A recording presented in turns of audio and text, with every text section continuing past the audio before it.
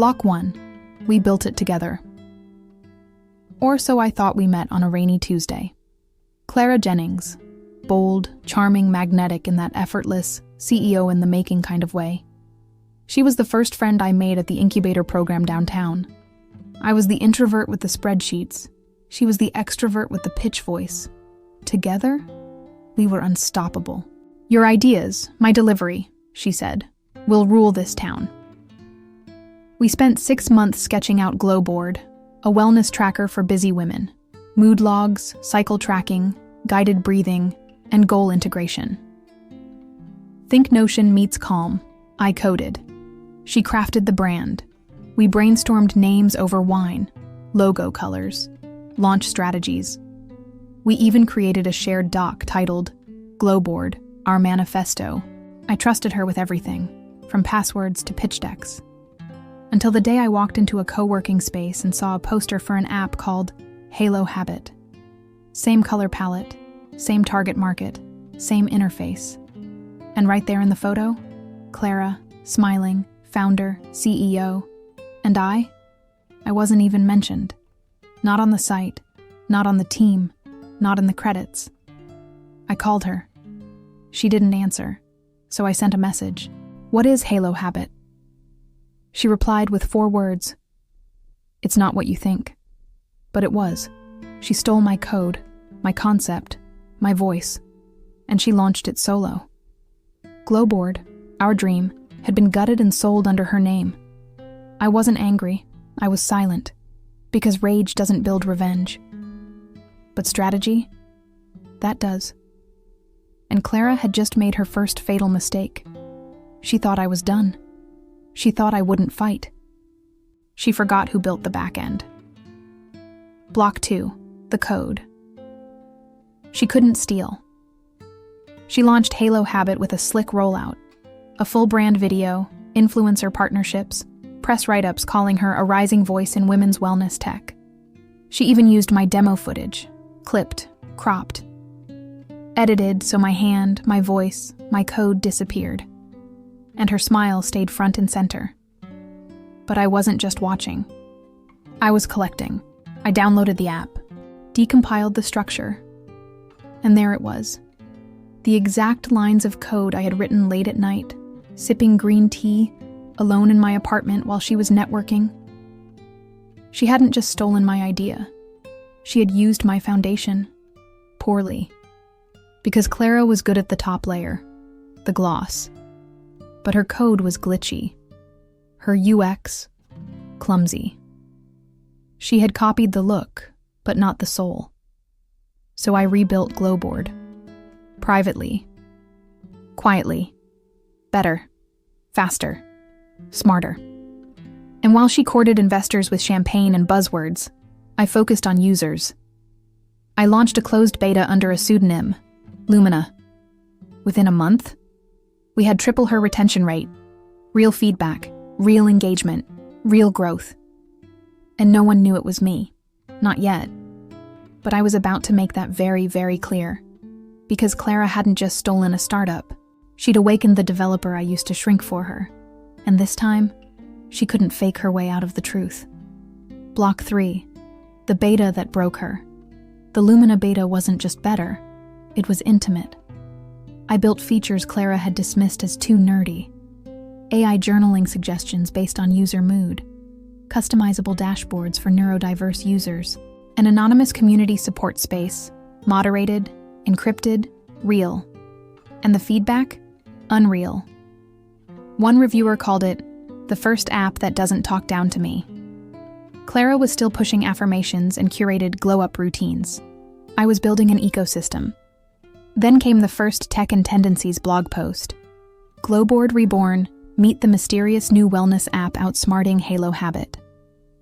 The article didn't name me, but it did everything else. Compared screenshots, UI flow, privacy policies, and even called out suspicious overlaps between the app's data usage clauses.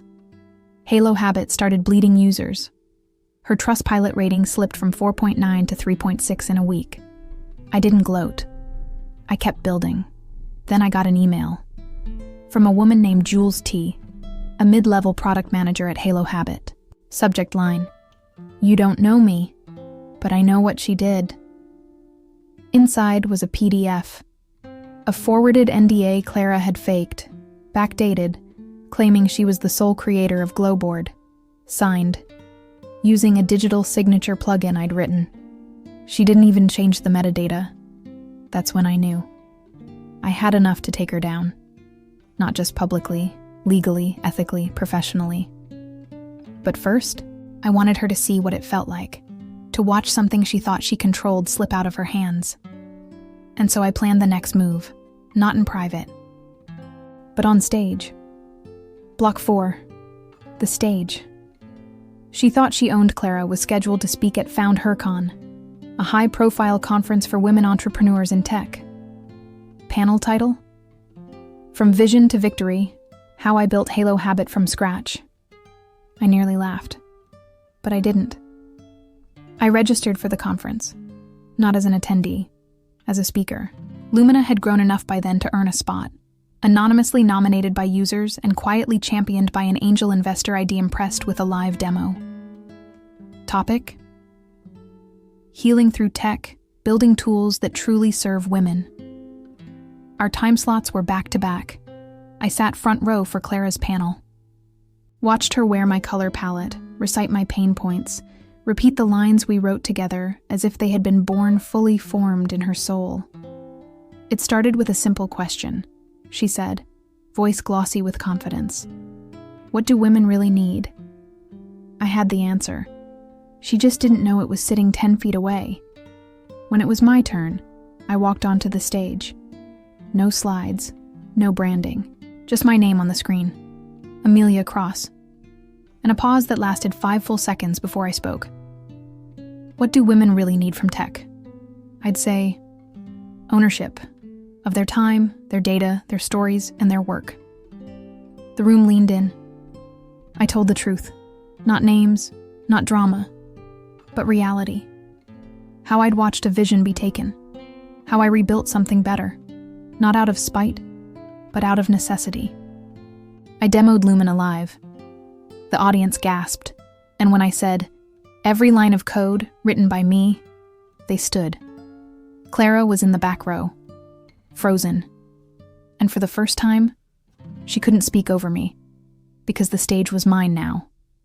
Block 5, the press that picked a side. By the time I stepped off the stage, my phone was vibrating nonstop. Mentions, shares, messages. The clip of my presentation was already viral. The Real Glowboard founder steps forward. Clara Jennings's story cracks under pressure. From betrayal to beta, Amelia Cross reclaims her code. People didn't just believe me, they backed me. Lumina's waitlist doubled in 48 hours. Investors, real ones, started calling. One VC even said, "We always wondered why Halo Habit looked so hollow underneath. Now we know." Clara's PR team scrambled. She posted a Notes app apology. I now realize that my actions unintentionally harmed a friend and fellow creator. Unintentionally? That's what she was going with? I didn't respond. I didn't need to. Because the press had the receipts. I had the code. And the industry? They had eyes now. The final blow, a legal notice. I filed a cease and desist backed by copyright documentation, development timelines, and digital watermarks embedded in the original Glowboard framework. Her response was to pivot. She rebranded Halo Habit. New name, new mission, new design. But the stink of it lingered. Founders backed out. Influencers ghosted. Users deleted. She didn't just lose credibility, she lost traction. And traction is everything in tech. Meanwhile, Lumina launched publicly. Not in a fanfare of press releases or polished promos. Just an announcement, built by someone who didn't need to lie. And it worked, because truth scales faster than hype. Block 6, the platform I built with my own hands. Lumina wasn't just an app, it became a movement. Users weren't just logging habits, they were forming communities, tracking healing, leaving comments like, I finally feel seen. This isn't just another productivity app. This one listens. We added encrypted journaling, mood-responsive themes, accessibility features that Clara once called a waste of time. Our user base crossed 100,000 in 6 months. We hit the App Store charts without spending a dime on ads, because real trust spreads. Meanwhile, Clara tried to raise another funding round. No one bit. Her company was now under quiet audit, thanks to multiple contributors stepping forward with claims of uncredited labor. The same way she had treated me, she had treated others. I wasn't the only one. But I might have been the first to fight back loudly. I was invited to speak at universities, panels, podcasts. They called me the comeback founder. But I hated that phrase. I never left. I was just quiet. And Clara mistook my quiet for weakness. She thought because I didn't storm her office or blast her on social media that I'd given up. What she didn't understand was that real builders don't need to shout. We just build. And when the world finally sees it, they know who the real founder was all along. Block 7, the day she called me. It had been almost a year since I last heard her voice. Then one afternoon, my phone lit up with a blocked number. I ignored it. It rang again, and again. The 4th time, I answered. "Hi, Amelia. It's Clara." I didn't say anything. I just let her sit in the silence. She finally spoke. I needed to say I'm sorry. I messed up. I lost everything. I don't even know who I am anymore. Still, I said nothing, because this wasn't an apology. It was a confession. A weak attempt at closure for her, not for me. "You were always the smart one," she added. "The one who actually knew how to build." There it was, the thing she'd never admitted before. She hadn't stolen Glowboard because she believed in it more. She'd stolen it because she couldn't create it herself. I finally spoke.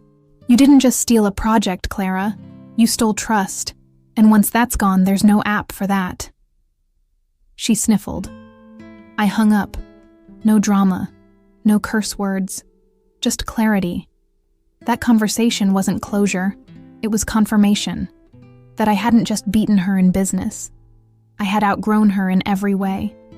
And when I looked in the mirror that night, I saw the woman who never needed her. The woman who could build everything from scratch and win. Block 8. What I took back.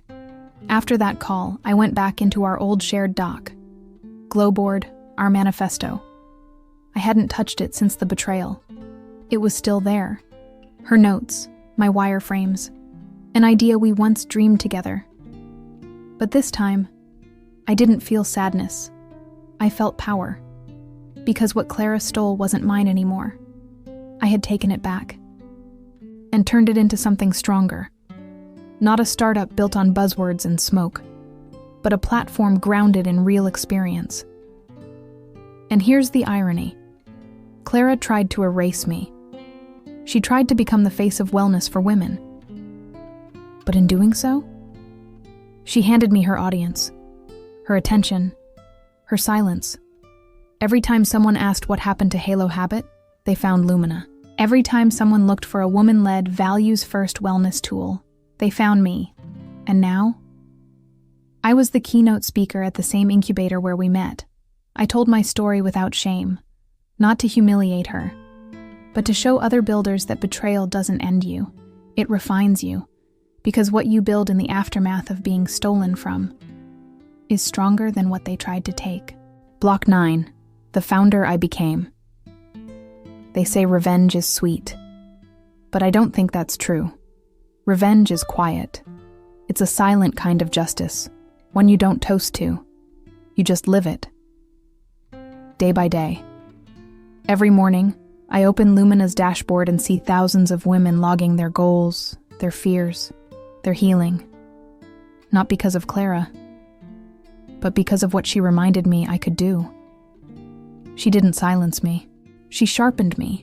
She didn't win. She woke me up. And that's the thing people forget about creators.